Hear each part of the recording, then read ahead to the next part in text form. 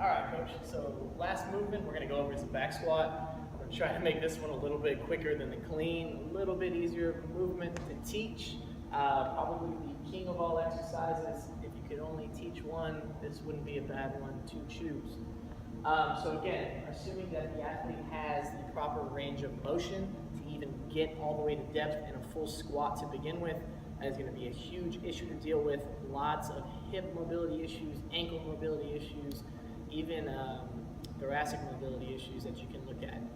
External rotation of the shoulders. Can the athlete even get to a proper back squat position with the barbell without using a safety bar? Tons and tons and tons of things to use. So again, assuming the athlete does have proper range of motion to even get all the way down, sometimes some athletes can only get to parallel injuries and all kinds of things will determine that. But again, when the athlete starts the back squat, I like for the movement to start at the hips. We're going to go ahead and push the hips back, work down to depth, keep the knees in line with the toes. I like to tell the athletes the feet can go wherever they need to. So some athletes with huge ankle mobility issues will turn out or externally rotate a huge amount. That's when you see that knee and ankle collapse, and you can start running into some injuries on all that medial side, which is not okay. So you have to remedy it. But anywhere from 0 to maybe 15, 20-ish degrees is okay by me. So again, we'd like to see the athlete be able to start the movement at the hip, work down to proper depth, keep the knees pointed over the toes, and work back up. So ideally, the movement should look like this. This is body weight. I squat pretty narrow, so it's pretty straightforward.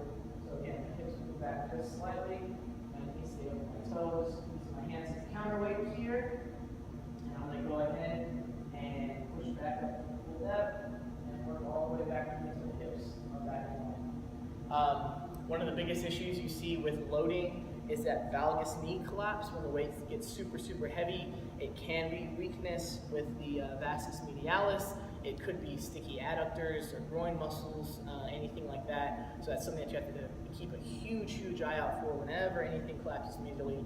You start getting into that MCL, ACL, all that pes anserine that can get injured. Just so many injuries. So you have to keep a huge, huge lookout for that and find a way to remedy it through all kinds of band distraction, stretches, all kinds of things to be able to get the athlete moving. So again, assuming the athlete can go ahead and assume a proper back squat position, I like to teach the athlete to have that same grip that we use for the clean, so a thumb's length away from the inside marker on the barbell. We're going to go ahead and take the barbell out of the rack. We're going to step back just a few steps. We're going to go ahead and start the movement at the hips, down to as far as you can go, and back up. Again, another quick cue is bracing with the transverse abdominis. The athletes are told usually to take a deep breath. They're not told where to take a deep breath. So again, we want to avoid the air in the chest and face. Make sure we're bracing across the torso with the transverse abdominis, making everything strong in here, pulling that belly button back in, work down to depth, and come all the way back up. Again, we want to keep that neutral spine. So a lot of athletes, in my experience, have been told eyes to the sky. It can cause a lot of pressure, all kinds of things back here. Don't want anyone passing out or getting a migraine.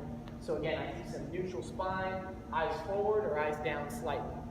I think that should cover it. So let me demo the movement just a little bit.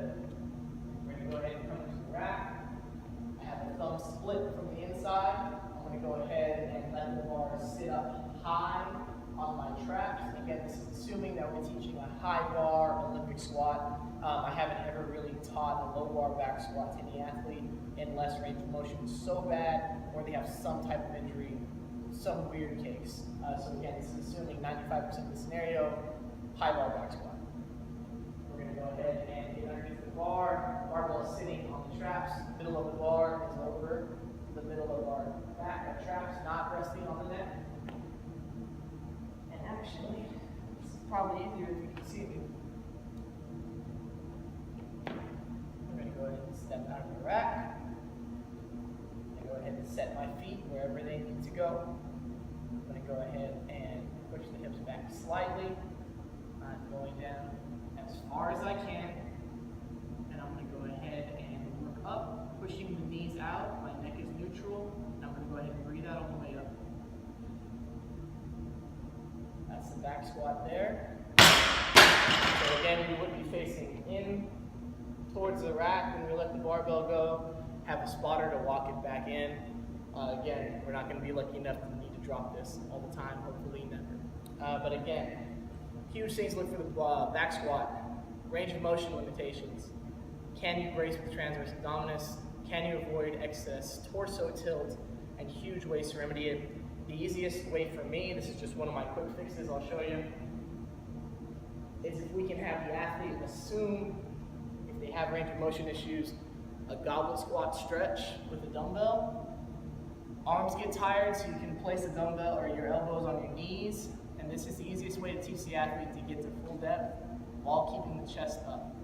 Now again, based on torso length, femur length, all kinds of anatomical builds, different styles of squats. You're going to see feet turned out, more torso tilt, less torso tilt, but can the athlete get down as far as possible? Can they stay stable? And can they return up to build proper leg strength and core strength for that matter? All right, coach, that's the way I teach the back squat. Try to make this one a little bit quicker. Yeah, thank you.